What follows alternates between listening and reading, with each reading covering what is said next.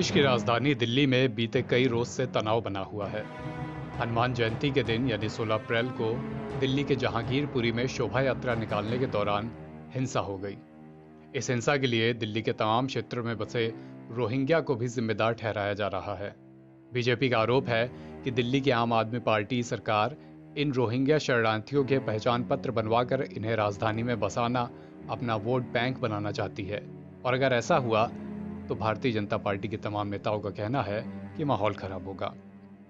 वहीं दूसरी तरफ उत्तर प्रदेश में मुख्यमंत्री योगी आदित्यनाथ ने बांग्लादेश और पाकिस्तान से निकाले गए हिंदू शरणार्थी परिवारों को जमीन के कागज वितरित किए। सीएम योगी ने 19 अप्रैल को बांग्लादेश के 63 हिंदू शरणार्थी परिवारों को आवासीय और कृषि भूमि के कागजात बांटे। ये थी दिल्ली और यूपी की बात, जहां हालात काफी कॉन्ट्राडिक्टरी हैं। वहीं बिहार में जिन लोगों को कभी म्यांमार से लाकर पश्चिमी चंपारण में बसाया गया था, वो आज भी अस्तित्व के लिए संघर्ष कर रहे हैं। जो परिवार म्यांमार में अच्छी खासी जमीन और संपत्ति के मालिक थे, वे आज पश्चिमी चंपारण में रिक्शा चलाकर भीख मांगकर गुजर बसर कर रहे हैं। अंग्रेजी शासन के दौरान इनके पूर्वजों को भोजपुर से काम के लिए म्यांमार भेजा गया था। 70 के दशक में देश लौटने के लिए इंदिरा गांधी ने इन लोगों से अपील की। जब वे देश लौटे तो सरकार ने रहने के लिए, खेती के लिए जमीन दी। ताज्जुब है कि आज 48 साल बाद भी इन्हें जमीन पर कब्जा नहीं दिया गया।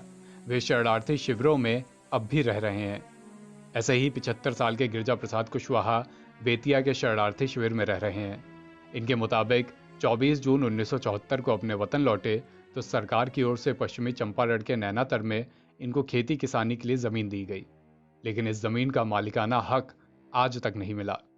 यहीं रहने वाली श्यामदेई कहती हैं कि केंद्र में नरेंद्र मोदी की सरकार आई तो उम्मीद बंधी थी कि अब कुछ समाधान होगा, लेकिन 8 साल बीत गए, कोई सुनवाई नहीं हुई।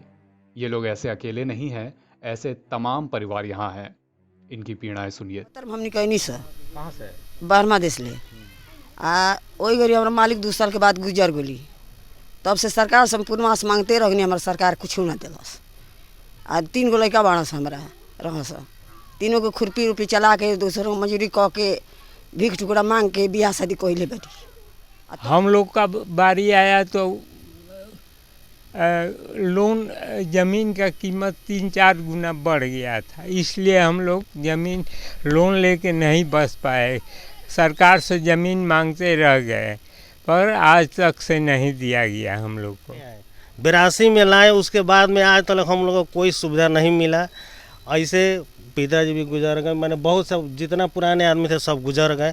नया जो है फिर पुनर्वास विभाग में जाते हैं तो कोई मतलब सुनवाई नहीं होता है। बेतिया के रिफ्यूजी कैंप में रहने वाले 25 परिवारों ने जमीन का मालिकाना हक देने या फिर से म्यांमार भेजने की अपील की है। इनका कहना है कि भारत सरकार ने इन्हें किसान का दर्जा देकर बुलाया था, लेकिन यहाँ कुछ हासिल नहीं हुआ। गिरजा प्रसाद कुशवाहा का कहना है कि उस वक्त एक केंद्रीय प्रतिनिधि दल तत्कालीन बर्मा गया था। इस दल ने वहां रह रहे भारतीय लोगों को देश लौटने का आह्वान किया। उन्हें किसान का दर्जा देकर खेती के लिए जमीन देने का भरोसा दिलाया गया, लेकिन ये वादा आज तक पूरा नहीं हुआ।